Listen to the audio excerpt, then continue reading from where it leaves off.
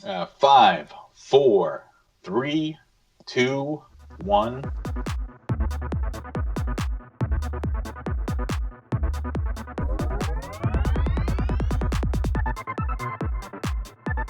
Welcome back, you guys. It is time for American Lunchbox Podcast.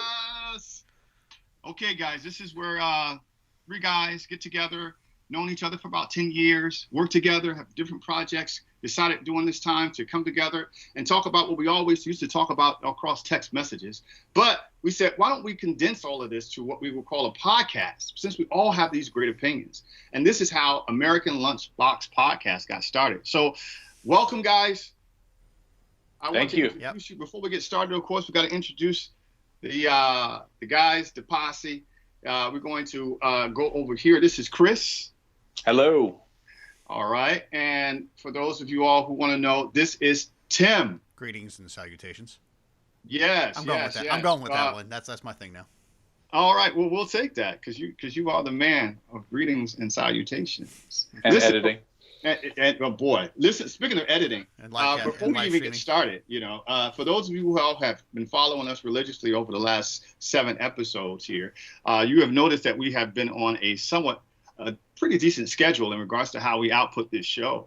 Over the last couple of days, though, we've had some technical difficulties that has pushed the show back a little in time. But we want to give a special shout out today to our #1 audio and video guy who has saved the day, not only this time, but in multiple times before. We wanted to say thank you, Tim, for getting us back online and getting this show back up. It's people, we know where our value is. Right. We know who to say thank you. Right. And Tim, thank you so much. Hold on, I just went dark. Hold on, no. Oh, okay, there he is. Okay, wait a second. Wait a second. It's another technical. But don't worry about it, Tim. You're going to fix it, bro. Oh, look, it's fixed. We're good. We're good now. You're going to fix it. So thank you, Tim, for putting us back online. Thank you for working with us and all this technology. Even though all of us have experience in doing things similar to this, Tim, you have definitely saved the day today, and we are appreciative. We dedicate episode 7 to Tim. Right. Thank you, sir. Thank you, sir. Much appreciated. Much appreciated. I'd go into the technical details of what I had to go through, but I don't want to bore the audience. No. But well, I'll just give a brief rundown. Let's see. Root canal, bad webcam, bad Skype update, and bad app update. Last minute app update. So yeah, between those 3 things. And my webcam Tim was trying to update Skype when he got shot by the cops. Right. And which brings us to today's show. Tim, show us your back. Oh no. Don't shoot. You survived. Guys, we have been in turmoil in this country. But first of all, we got to say, Chris, you look great today, by the way. Oh, thank you. Oh, yeah. Yeah, I mean, how can we not? For those of you all out in podcast land, who can't see this, jump over to our YouTube station and check out Chris today. He has on his shirt and tie. I didn't know they had a committee meeting for the libertarians or something. I didn't know they had a national convention for the libertarians. But they do, but they're usually not wearing clothes. Oh, man. Oh, well, shout out to the libertarians out there who one of these days, one of these years. Yes, but by the way, you look sharp, bro. You look sharp. Thank you. But anyway, yeah, so we're going to go ahead and jump into what has been the hot topic, obviously, for the last few days after or during the RNC, and everything obviously closed down for those national committee meetings. And we obviously know who's going to be running for president right now. But during that time, we've run into some major issues in regards to what's been going on up in Kenosha. I don't have to explain exactly what happened because by now, most of you all who are listening have heard several renditions of the story. But the bottom line still stands the same, that a cop shot a black man in the back 7 times. He did survive, but he's paralyzed at this point. And as he was involved in what we're calling a domestic dispute between two other women, as well as his kids also being in the car as well. So as we look at this, obviously we see not only a trend, but definitely something that has been repeatedly going on in the Black community for years. But now, of course, because of all of the attention, the NBA, obviously, the politics around it as well, surrounding it, we're finding that this particular straw, if you will, seemingly has broke the camel's back.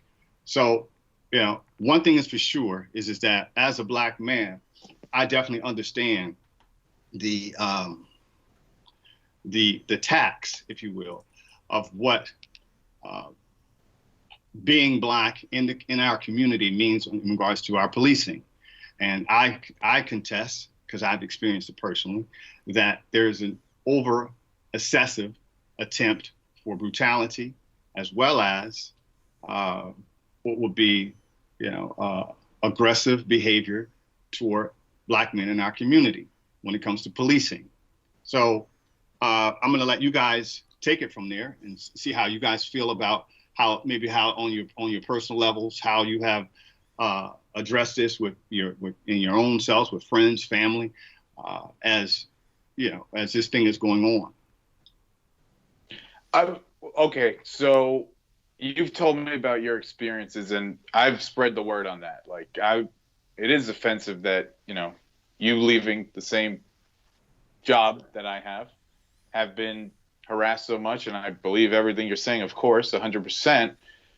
What I think, though, is you might be, tell me if I'm wrong, you might be looking at the over-policing issue, which is a real issue, and you might see the violence issue, which is on television and shown in brief clips, and you might be identifying with the people who are the victims of the violence, when in reality, you were just a victim of the over-policing. Are you saying that? What I'm saying is that if you get pulled over and hassled by the cops, you're not going to end up like Jacob Blake, statistically and in reality. More so, you have a slightly higher chance than a white person of being severely mistreated. However, you have a higher percentage of being pulled over, the stats would show, and being generally feel like something might go wrong. But in your case, in your individual case, not you as a Black man, but you as George Battle, you would not be doing what Jacob Blake was doing. Well, you would not be doing what a lot of these guys were doing, which was acting a complete fool, sometimes on drugs. And I'm not saying it's right. I'm not saying that he probably got shot too many times in the back, but I think that you are identifying with him in a lot of ways that you shouldn't, when there are some ways that you should, but not in all ways. Well, let me explain to you, for those of you all who are in podcast land, I am a Black man in this country, and I have lived in Black communities virtually all of my life. And I've had situations between the time I was 18 and 25, I got pulled over by the cops at least twice a year with no ticketing for the most part. But did you ever get roughed up by them? That's not the point. The point that is the point I'm making. But it's that's just not the my fear point. you have. It's the realistic fear you have. But Chris, I'm not finished. Mm-hmm. Let me finish what I'm saying, because you need to be clear about what I just said. I said between the age of 18 and 25, I got pulled over by the cops. Right. Okay. That statistic alone, neither one of you all can even have never experienced in your life. You probably have not gotten pulled over by the cops that many times in your lifetime.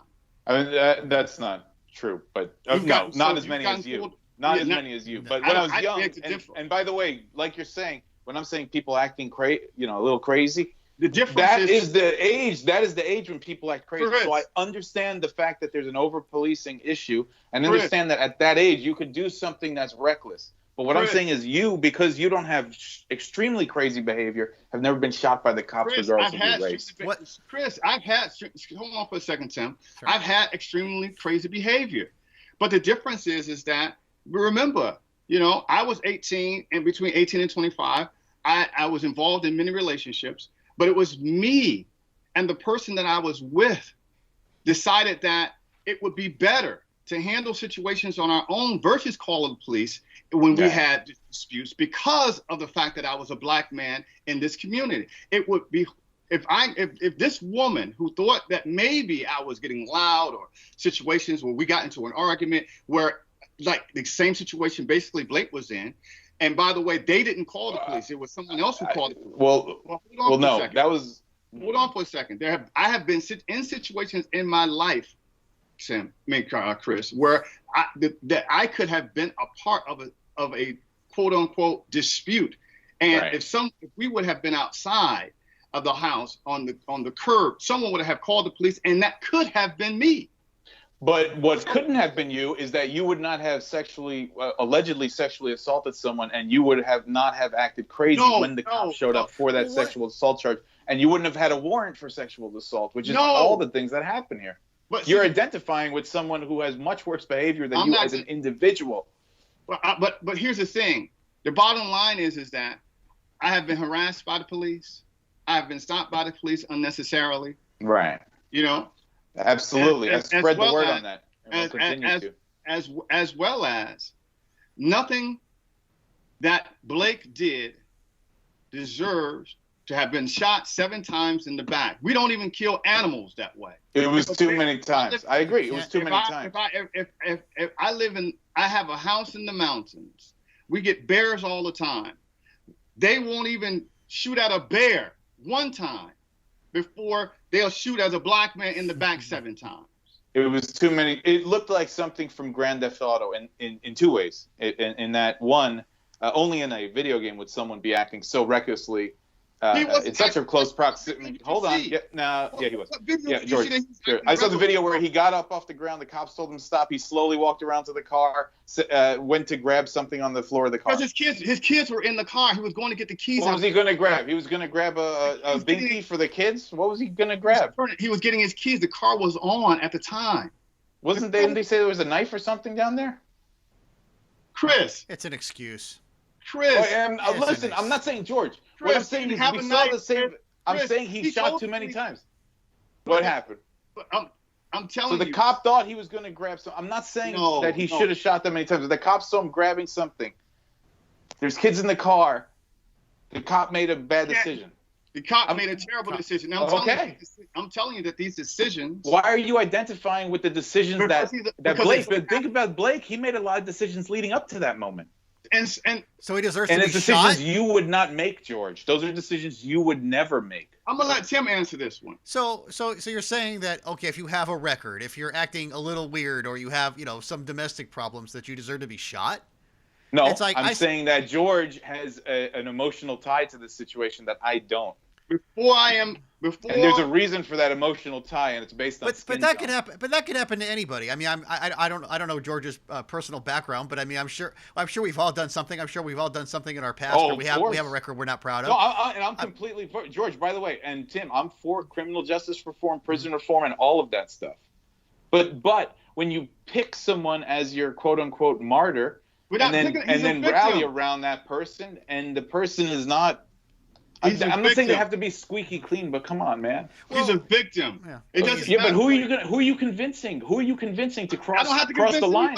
Who else is joining the cause based on this? There's nothing to convince. First I am human. Then I am a black man. That's how I look at it. And because I understand and experienced the same kind of harassment and know that in my lifetime it could have been me, not only do I empathize is what you should do, because I know you can't, but you should empathize. But it's not that I can't. It's not that I can't. But you can't empathize with him as a black man. No. But would you rather be one of those very woke white people who says, "Oh, I understand everything. I completely understand your plight." I don't. But he is a victim. That's true. He is a and that is. And he's also created victims. He also created some victims moments before that happened. So who created the victim this time? I mean, if you were talking about sexual assault, he created the victim, I said, who created the victim this time, Chris? What is this time? This moment? In this moment. Who created this? Well, you're talking about looking at the 5 seconds of the video. What I'm saying is 10 minutes before that, she didn't call him. Who made Blake the victim? Of being shot too many times, of being paralyzed. The police shot him in the back. So therefore, if we can acknowledge that, if we can understand that, then we can have a conversation about all the rest of what happened. Right. What I'm saying. I mean, the man deserves to go to jail. He doesn't deserve to be shot. You know, if they tried to tase him, it didn't work. They tased him first. Listen, it doesn't matter. It doesn't matter. It's still deadly force. It doesn't matter. He does not deserve to be shot 7 times in the back. He does not. I mean, even Trump came out against that one, although kind of in a half-ass way. He sat there and said, "It's like a 2-foot putt." I don't know what that was about. That was stupid. Yeah, that's a whole different thing. George, what I'm saying is that the Black Lives Matter has a bad history of this, championing people that aren't sympathetic characters. It happened with Michael Brown. He roughed up a store clerk, and then he bum rushed a cop, and then they said, "Oh, what a poor little child. Look at this picture of him from 5 years ago." Listen. Okay, look. He's a victim. We're looking at the victim, not the. But it's who the media chooses as the victim based on what fits their narrative. It's involved in it. It's the person that's not true. Untrue. Based on what's pushed or what goes viral. Hold on for a second. So you're telling me that in these cases where black men are being shot, that they're not the victims? No, what I'm saying is that based on what stories of a black man being shot gets pushed by the news varies greatly based on the narrative they are trying to push at the moment. For instance, if you wanted to create true unity off the situation, which unfortunately these activists don't, you would have picked, not you, I'm just saying they, would have picked Philando Castillo. He was a legal gun owner. He got shot wrongfully by the police. He told the police he had a firearm in the glove box, and they shot him anyway.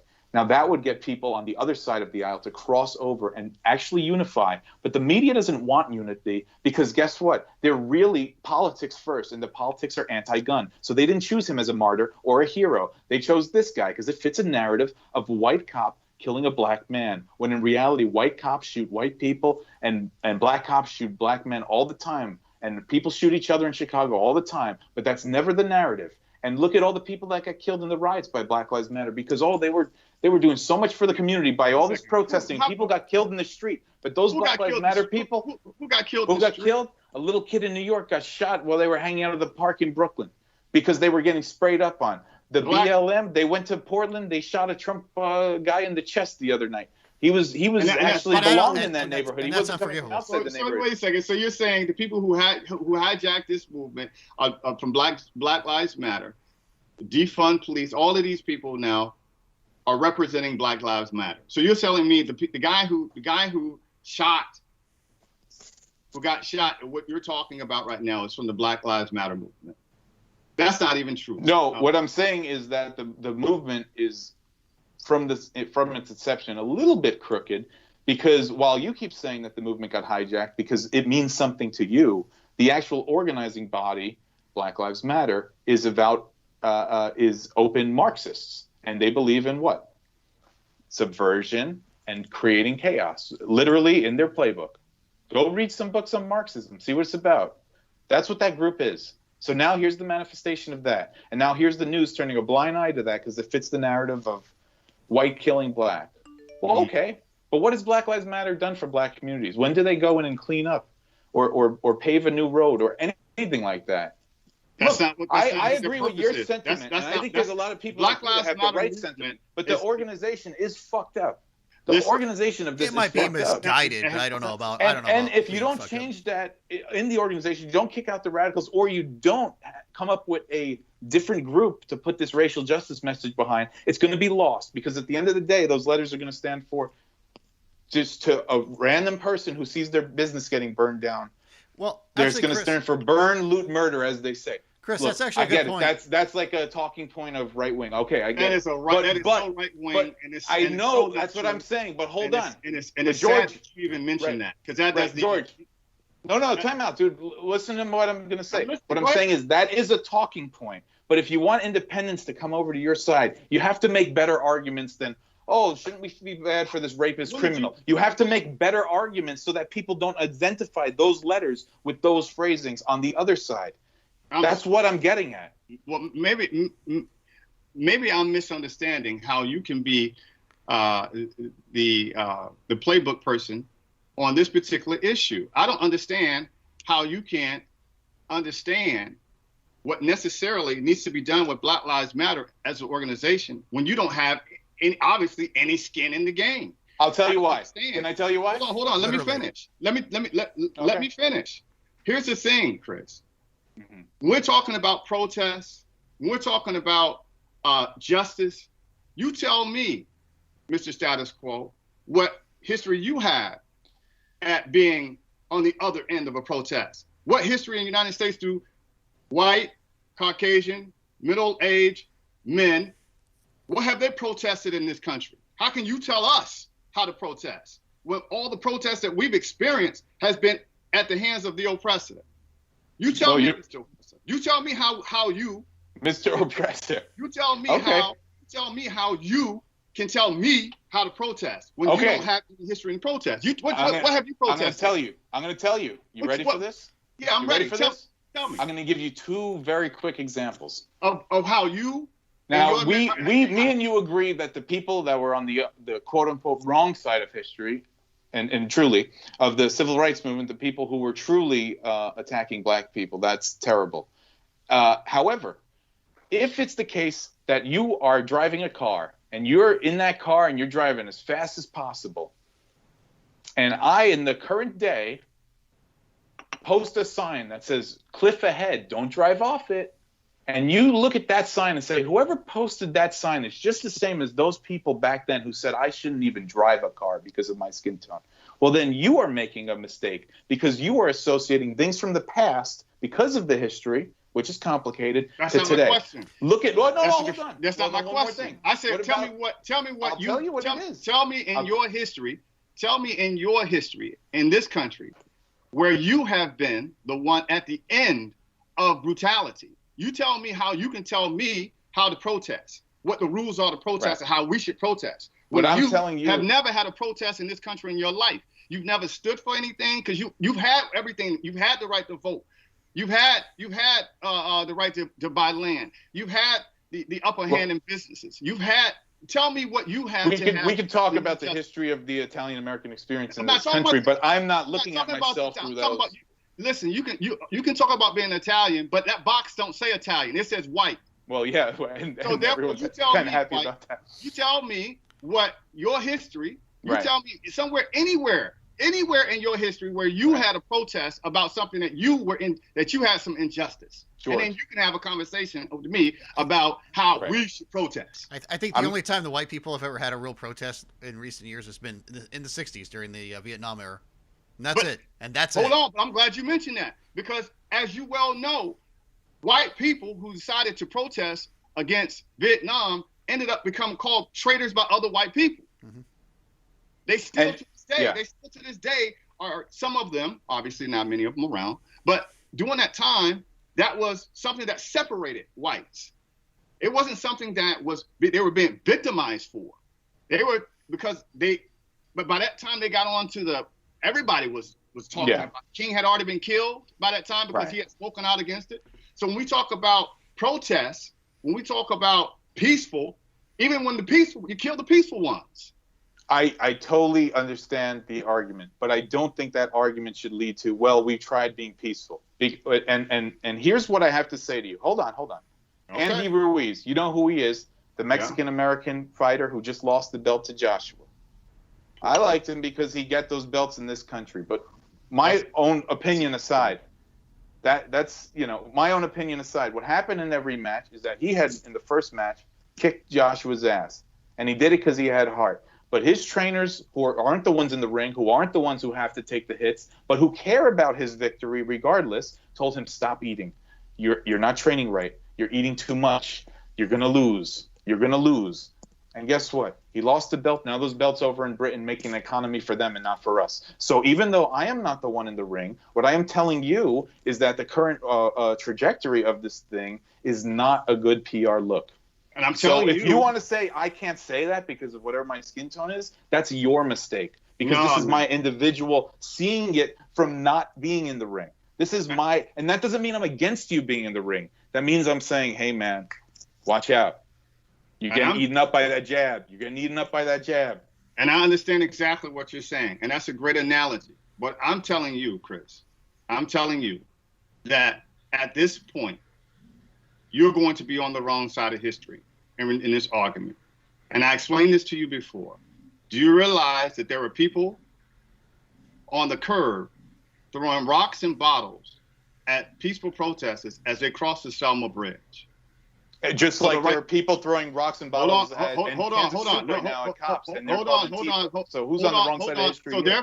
So therefore, there are going to be therefore there are going to be people who are going to be on the wrong side of history. And those let history decide that. Let history decide that later. I'm not going to pretend that I know what's the right or wrong side of history now. What I'm saying is that history, because I can already tell based on your temperament and based on what you're saying that you're already on the wrong side of history. Because can I say one thing, George? That's such a BS phrase, wrong side of history, because that implies that people shouldn't have any pushback, no matter what the purpose of that pushback should be. We're talking about brutality. But if you're trying to mold a sculpture and you're not doing it precisely, it's going to be a pretty crappy sculpture. So to say to someone, you're on the wrong side of history for saying anything about the direction I am going, well, be prepared to be off the cliff. But you know what? That might be the wrong side of history, because then you're going to crash and burn. The difference is that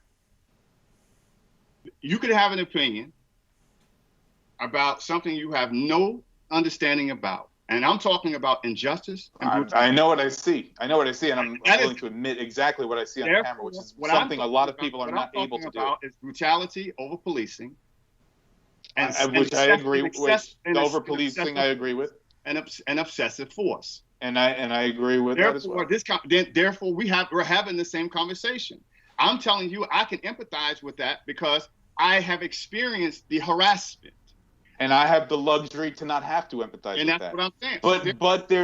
But that doesn't make what I have to say invalid. That just means I have a different perspective on it than you do. I never called your opinion invalid. I never called it invalid. You just disagree with it. Your opinion deserves a platform, and that's why you're speaking. I didn't say it was invalid. What I said is that until you can understand it from my perspective, until you can walk in my shoes, I will never be able to. And that's my whole point. So when you're talking about how we should protest, or how protests should look in order to get the most impact, then I refer back to what have your protests been? Well, there haven't been riots. No track record in protests. Haven't been riots. So you keep saying protests, but a lot of what we're seeing here. Well, George, let me ask you this question, if I can chime in here for a second. Tim. Hi, I'm Tim Taylor. I'm here. This week he's the asshole. This week, Tim. He's the asshole. He's the asshole of the week. This is what I got to deal with. But let me ask you this question, because this was the topic I wanted to bring up. Was that the idea of, okay, in the beginning of when George Floyd was shot or was killed by the hands of a police officer who sat on his neck for what, 8 minutes. 46 seconds, 8 minutes and 46, and he was peaceful, by the way. Exactly. Yeah, the entire the public was way behind this. Everybody was sitting there saying, yes, this was a horrible police action. This was unfair. Right. This was horrible, and you had public opinion very, very high. Then came the protest and the looting and the rioting, and yes, it got hijacked by people that were bad actors and that were not part of the movement. They were using it as an excuse to instigate or do whatever they were doing. My question for you is this: is the protest at this point, continuing on with it, is it counterproductive? Yes. To go out there and continue to do it, because it's going to continue to protest. Look at Trump's poll numbers. It's it is counterproductive for the people who... No. I because of the fact that it's inciting people to go out there, bad actors to come on in. It's giving more fodder to the Trump people. That's my question. Is it better to just cut your losses and say, okay, here's what it is, here's what we stand for. We want more, we want reform, we want better training by cities. This is what we need, this is what we want, and that's it. And like just cut it off, because at this point, people are instigating into or integrating into peaceful protest, and they're using it as an excuse for violence. They're using it as an excuse to go out there and get whatever their agenda is out there, and it's trashing the message. Listen, we know about infiltration.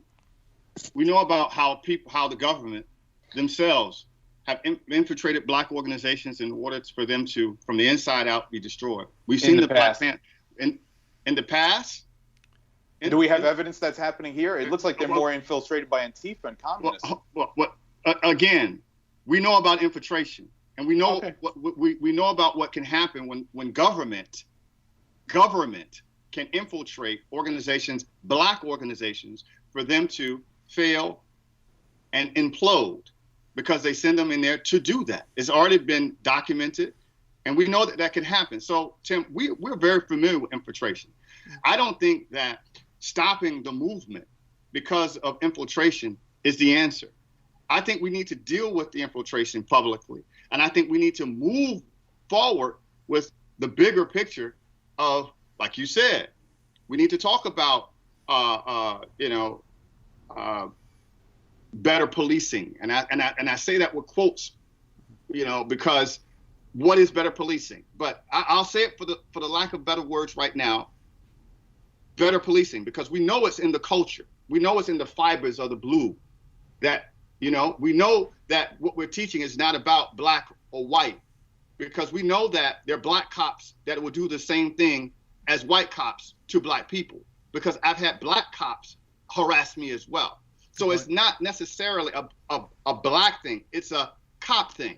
So when we talk about cops and excessive policing, yes, reform is necessary.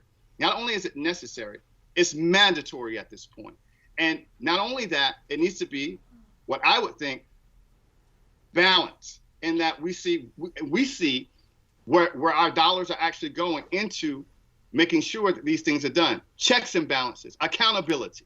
These kinds of things need to be set up in place so that when cops make these kinds of mistakes, and it was a mistake, that there are things in place that will automatically go right in. Because see, what the problem is what you all don't realize is that too many cops have gotten off. This is what this is all about, by the way. This is what this is about. This is about cops being able to do what they want to do to black people over the history. This is what this is about. Yeah. If that's about being held accountable, we wouldn't be having this argument. Yeah. Well, and George, that's talking about this. Well, George, can I just counter that by saying I like everything you said, but I'm afraid that if you hug onto the violent people, then the voices like I said we need.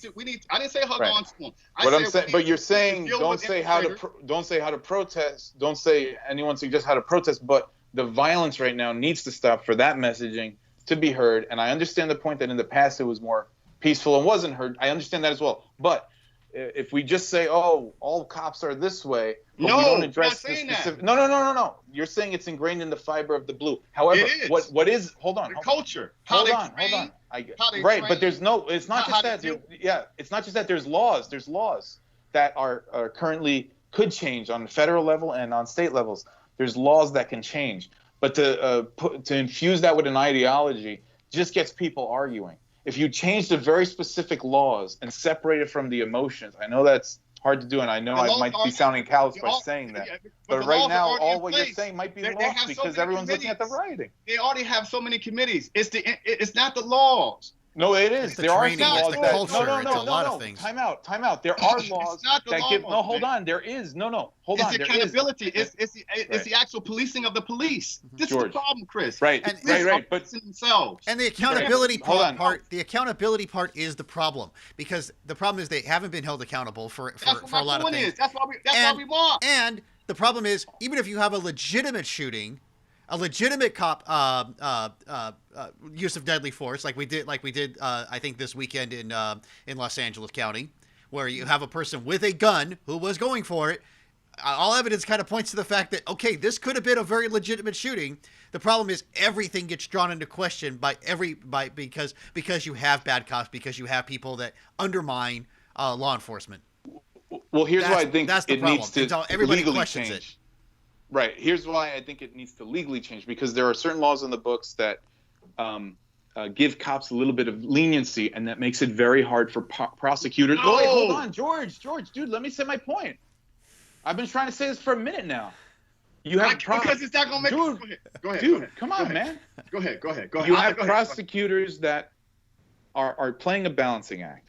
They're trying to play how the law might be interpreted, laws that have become more lenient for cops in certain situations. On the same hand, you have prosecutors who, for whatever reason, ideological or pressures from the angry public who are not trained in the legal system, that are saying, give them the toughest thing. So this weekend, last weekend, when you saw the kid with the 17-year-old who was getting bum rushed by the Antifa, and he pop, and now there's 2 people dead. But guess what they charged him with? Now, I know he's not a cop, but just as an example, they charged him with first-degree murder. It's not.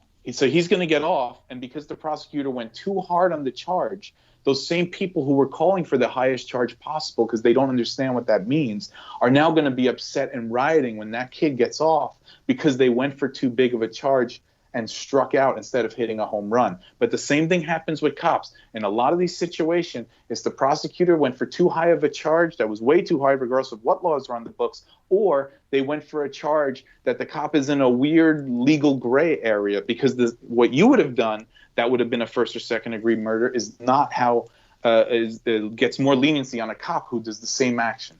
So yes, it does matter about the laws. They have to be more concrete, and the prosecutors have to stop playing those games with trying to get a higher charge, because it's just going to lead to more anger. The prosecutors were actually very conscious of that with George Floyd. They had press conferences and they said the same thing, that they said, okay, look, we want to be very cautious. We want to be very cautious about this because we know that if we go for too high of a charge, he might get off, or if we go for too less of a charge, the public's going to be upset. So, I think they did a good job of trying to balance it out, and they looked at, okay, who was most at fault, who was involved. They looked at the surrounding, the other cops that are at the scene, and they said, okay, do we charge them a first degree, second degree, third degree? And they looked at it, and they took their time. I mean, they sat there and said, look, we acted fast because, this required fast action, but we sat there, we did our homework on it, because we've actually, I think was it Minneapolis? They sat there and they've prosecuted cops before, and they have a history of it, and they said, okay, we know that if we go for too big of a charge, we're not going to get this, where we don't have enough evidence to go out there and prosecute. So I think prosecutors, I think they have that in mind. They know. Now, I can't speak. I'm not a lawyer. I can't speak for every jurisdiction in every area what's happening, whether they should have went for this or went for that, or they did a good job or a bad job. That's legal analysis can do that. But I think they're definitely going after people. But I do agree with Chris in the fact that yes, there are some people that it's like I think it was the Black Lives Matter went after this person in Los Angeles who just got shot. They said, oh, that wasn't a justified shooting. How would you know?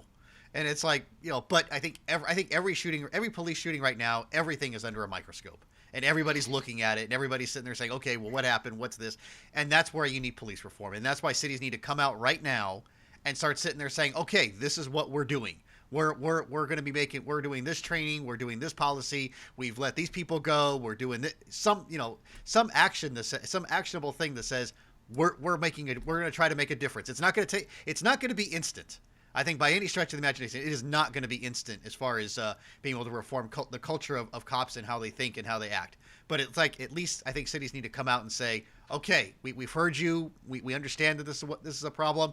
This is what we're doing. We're trying to make we're trying to make changes here. Give us a break and stop the looting or something. I don't know.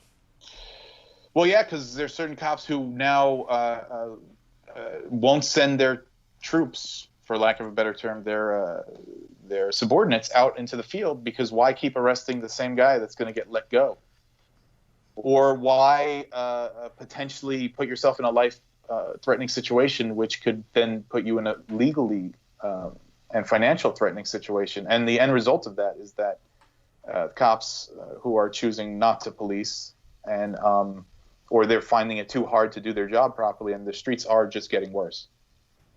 which doesn't help anyone. And that's where the pressure needs to come in with when in the culture of police, where it's like if you see a bad cop, if you see somebody doing something, it's like they need to come. They need to come. I know it is. Where it's like you come in and you say, "Hey, dude, you're fucking it up for everybody else, man. You're making my job a lot harder by you sitting there being a fucking racist ass cop and beating and profiling black people in the car or doing whatever." You know, you're making, you know, that's where the public pressure needs to cut, or not public pressure, the thin blue line needs to come together. So that's a federal, but that's a federal program. That's a federal. I don't know if it's federal. Program. I don't know if any law can change it. It needs to be culture. It needs to be training. It needs to be, you know, it's a lot of things. I know it's not instant podcast fix, land. I just clap for Tim because Tim gave us the answer, and as you could possibly hear. I'm hoping you can hear in podcast land. Chris is nodding his head. No, that's right. Because it's not because I want the status quo. Yeah, but he's already knows that is basically and at this point, as we're having this podcast right now, you know, on September the 3rd, 2020, that is almost an impossible task. What the answer? Police actually saying to their fellow cop friends and coworkers, "Damn, you fucked up." That doesn't happen, and that goes back to what I was saying to you, Chris, when you were talking about the law. The information, if the information that came from an incident was not recorded on video, the cops that were involved in the incident would not tell what happened. It's called the blue code. Yeah. They go back and they in the past, and you know this to be true, they'll fill out the forms together. They'll talk about, and then it becomes the community's word against the cop's word. And traditionally, cop has gotten off.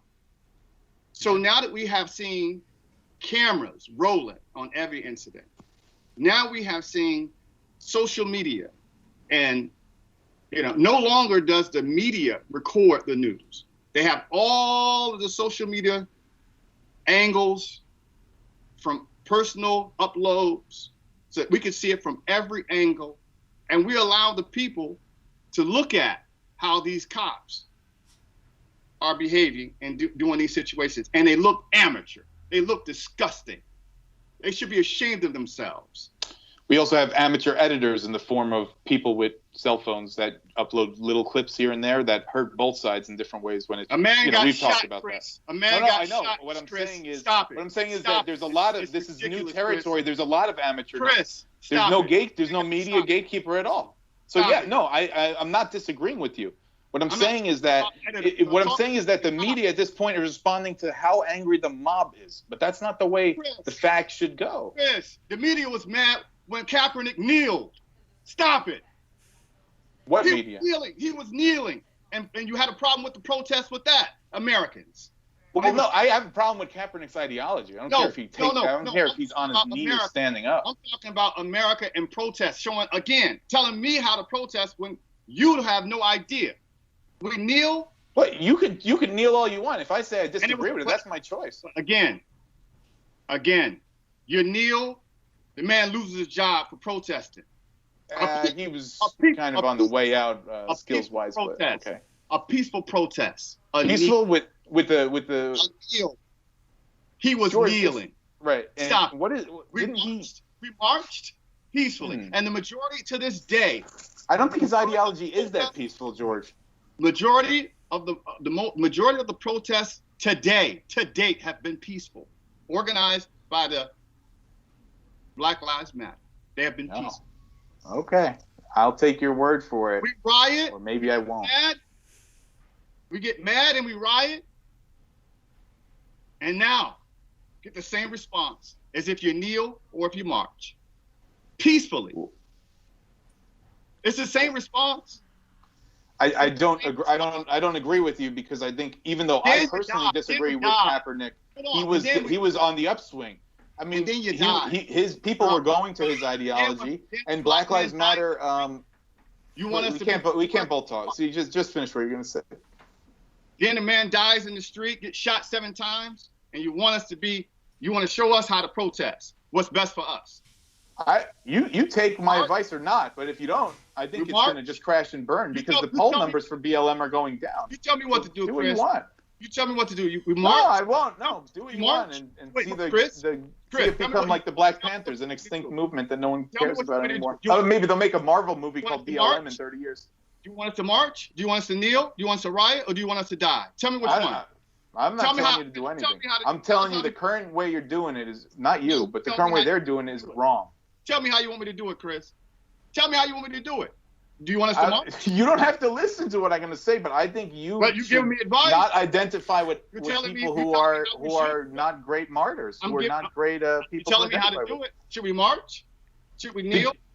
George, did you identify with that guy when he sexually assaulted the woman, or just when he got shot by the white cop? Man who got shot 7 times and harassed by the police. So you don't identify when he was sexually assaulting the women. You don't identify with that man. I am first human, and then I am black. But you're not a sexual assaulter, so you don't identify fully with that guy. Did he deserve to get shot 7 times, Chris? Yes or no? Did that woman deserve to get sexually assaulted? Did he deserve? Right, we could go around and around in this. I'm talking about the cop. I'm not talking about does Louis C.K. deserve to be shot? Because he did sexual impropriety for masturbating in front of women. So on that same logic. But he asked, and they said yes. No, I said to you that whatever he does in his personal life, whatever he does in his personal life, does he deserve to be shot 7 times? No, I already agreed. No. All right then. So now I don't know. So it doesn't matter. If you saw him get shot once, would you be upset if he got shot only once? Damn right, because he shouldn't have got shot once. The cop should be ashamed of himself. He should. All of them right now in blue should be ashamed of themselves because this person now has marked them as incapable of detaining one man. George, who was the last? What cops could not detain one man? George, who was the last white guy that got shot by the cops unjustly? That's the point. Is it? You don't know the answer? No, because I don't know what your protests are. Is that a protest? Not a protest. It's just an observation of how the media can get you very emotional about something. Hold on, let me make sure. Emotional because the media said to be emotional about this. Whoa. Wait, should we start protesting white men getting shot by police? I didn't say that. So why are you bringing up white men? What I'm saying is that is that a problem in your community? Okay, what I'm saying is that it's a problem for our whole American community. Let me give you the platform. Regardless of how you identify. Let me give you the platform. You obviously identify as black before American because you say you're human and black. Where is American on that? Hold on. But not sexual assault. You don't identify with that. We did determine that. Because now you have a protest. You want to protest white men getting shot by the police. Go ahead. What I'm saying. Go ahead. What I'm saying is that we have been told this week or two that here's what we should be emotional about. But I'm talking about the protest. I'm talking about there's plenty of other things we can be emotional about. Why is it always this? Why is it always this? Okay. All right. George, for your community, time out. For your community, it is always this. But why for the media narrative is it always that? That's what I'm saying. What's in the news? Should we talk about the Democratic convention again? I don't know. I'm enjoying Chris hanging himself. I did that to myself last week. So I did show up with my own news today. I know. Hold on, Chris. Should we talk? Tim. Should we talk about the RNC and Trump presidency? Oh, sure. Should we talk about that? Should we go back and keep talking about that? Should we talk about? The speech was good, and the law and order messaging of it is why he's on the upswing in the states that are burning right now in the Midwest. Yeah. So the more you want to talk about that the violence should not be addressed, the more there's going to be a heavy-handed law and order thing coming in because of this, because it's not willing to address the violence. Okay, so hold on for a second. So let me ask you. So no violence. Okay. So say hi to everybody. Yeah. Say hi. Dogs. All right. So no violence. So you don't want us to rock. So you want us? Can we kneel instead? Do what you want. I'm telling you, there's certain things that lead to good PR and certain things that lead to bad PR. You're telling me that the riots are. I'm telling you that Black Lives Matter has a great catchphrase, but other than that, their marketing is weird. But hold on for a second. I'm asking you a personal question about what we should do, because you're telling me if we keep doing the riots, it's going to take away from the message. Okay, we're gonna stop rioting. Then what? Should we kneel? Well, both the rioting and the kneeling was was ideologically on the Black Lives Matter spectrum. But Black Lives Matter doesn't speak for every black person. What would you do? Should we march? I don't know. George seems to be tying himself together to Black Lives Matter pretty tightly. You damn right I am, because Black lives do matter. So, and in the future, we could look back at this episode and see you might have been on the wrong side of history, depending on how much these cities burn. Absolutely not, brother. I can guarantee you 110% that the statement, Black Lives Matter. The statement, not the organization. I said the statement, Black Lives Matter. That's the problem. Well, these things are just weirdly tied together. We can't even agree on what it is. Justice, and we get peace on the streets of black communities. Black Lives Matter will be there until that time. And at this point, we are a long way away from it. Right. And it's getting longer every day. It's getting longer every day. Who would have thought that we would have a problem in Kenosha? I didn't even know what that is. That's what I'm saying. But there are black lives up there that matter too, obviously. Well, I guess not black businesses, because some of those are getting burnt down by Black Lives Matter. Look, listen, Chris, You're a businessman. Where do you put yourself? You said you're a human, a black man. Where's businessman? Because Black Lives Matter doesn't seem to care about that. They don't care about personal, private property. I seem to like burning it. My office. Because the system. How do you know those? How do you know that's Black Lives Matter that's burning down businesses? But, you don't. It's infiltrators. It's people that are instigating and getting into it. He knows that. Because these movements are anti-capitalism. These movements are anti-capitalism. Don't throw him a bone like that. Don't throw him a bone, because he knows already. These movements are anti-capitalism, George. And George, you as a businessman should watch out for Black Lives Matter, because they won't have sympathy for you if you had a nice storefront and a nice window and they had a brick in their hand. Listen, my office right here. I'm at my office right now, and it's right next door to the Rampart District. I hope it's not on the first floor, because it's going to get looted soon. I'm right next door, across the street from the Rampart District, the same place. You're about to be in the Rampage District soon. Same cops that in 1992 beat up Rodney King. Hit him a little grayer.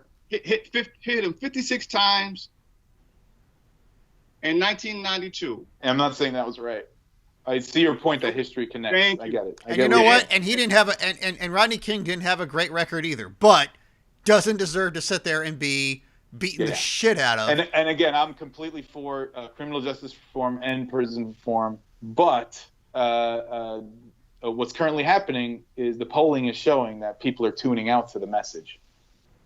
And I agree with that, actually, to that point, because as far as myself goes, I work 30 plus hours a week now. Normally it's 40 plus, but I'm not really all that in tune with the news. I don't really read it as much. I mean, I'll look at it occasionally, and I like to keep up to date. But I got to tell you, it was for this podcast, I had to sit there and research. I had to look up the news and current events and what's going on, who the players are, because I want to be informed to be able to talk about something. But for the most part, I was kind of telling you guys, before when we were doing a little pre-production meeting, is that God, I just don't care. It's just. You get lost in it. It's like, okay, wait, who's this guy? Who are the players? Who do I have to know? And who the names of it? Yeah. And it does get drowned out after a while. And I actually agree with that part. And George, I would say, George, it's very easy for us to take sides on this argument and go back and forth. But I mean, there's no malintent, obviously. Of course not. It's just that it's just a different perspective. That's all. Absolutely, it's just all perspective. And love you.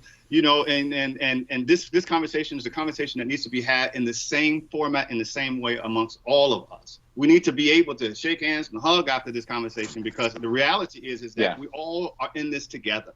Yeah. And that's not, I know that's cliche and all that bullshit, but it's the truth. This is a human experience. First, we're all human. We're all human. We have to, and when we start understanding that we are spiritual beings in a human experience, I believe that people will start talking to each other spiritually and say, "Hey, Chris, I feel you. But I feel what you're saying, bro." And with that, guys, we have used up all of our time today. Oh man! Because this is such an emotional and it's such a great topic. Unfortunately, that we'll continue to have. But I thank you guys for showing up and obviously giving us all of what you had to offer, and parts of obviously argument, but more importantly solutions, for both you guys. And before we go, as always, we'd like to give a shout out. Do you guys have any American Lunchbox shout outs for us this week? How you guys looking over there? My dog just gave a shout out to the mailman. I don't know if you heard that or not. Oh, sweet. Shout out to the mailman. Shout out to the mailman. What about you, Chris? I'd like to give a shout out to the guy who rolled by on his bicycle the other day in Venice. I go out to my car, I'm going through my trunk, and this guy comes by looking frantic as hell on a bicycle. He's not like a Venice Beach type homeless-looking guy. He looks a little disheveled, but he looks like a well-to-do white guy on a nice bike. And he pulls right in front of my car and he starts talking to himself and or me. So I don't know what's going on. So I just keep my head down, but I keep my ears wide open. Oh, man. And he's muttering to himself. And then he goes, this sucks. It's the worst day ever. This is the worst week ever. 10-second pause. I can't believe no one's selling coke in Venice. Dude, you know things are getting bad out there when white guys can't come to Venice to find cocaine. Oh, great story. I love it, man. Well, hey, for me, I want to give a shout out, man. This is a special shout out, and you guys have already known this already, but we lost a great one again this week. And it wasn't by the hands of a cop, unfortunately, but he was a big dude in the Marvel world, and also played these humongous parts in Hollywood. He took on some parts, Thurgood Marshall. He took on Jackie Robinson. He took James Brown. What was the other one? Jackie Robinson. Jackie Robinson, thank you so much. And obviously he was the Black Panther. I want to give a special shout out to Chadwick Boseman today he unfortunately lost the battle, if you will, to colon cancer. And it's impressive that he was fighting that battle while shooting movies. That's really impressive. He did a whole film. The 27 the whole film. He did the 20, and on top of that, he did press for it. And on top of that, he still was active. He did a speech for Denzel. I mean, he did all the interviews, and you could see him diminishing, and he was very quiet with it. And I kept talking to my people saying, what's going on? Is he all right? But no one would say anything. So, but special shout out to him. Yeah. You know, I hope his spirit goes on to do to another great project in his spiritual realm. So I want to give a special shout out to him. Absolutely. Episode 7.